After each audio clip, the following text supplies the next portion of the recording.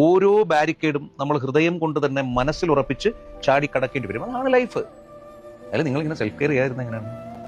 ഒന്ന് പോയി മുടിയൊക്കെ നന്നായി സെറ്റ് ചെയ്ത്, സ്കിന്നൊക്കെ നന്നായി കെയർ ചെയ്ത്, കാര്യമായിട്ട് നല്ല ഉടുപ്പൊക്കെ മേടിച്ചിട്ട്, അത്യാവശ്യം നിങ്ങൾക്ക് ഇതുവരെ ചെയ്യാൻ പറ്റാതിരുന്ന ആ കാര്യങ്ങളൊക്കെ ഒന്ന് സെറ്റ് ചെയ്ത് ഒന്ന് സെൽഫ് കെയർ ചെയ്യുന്നത്.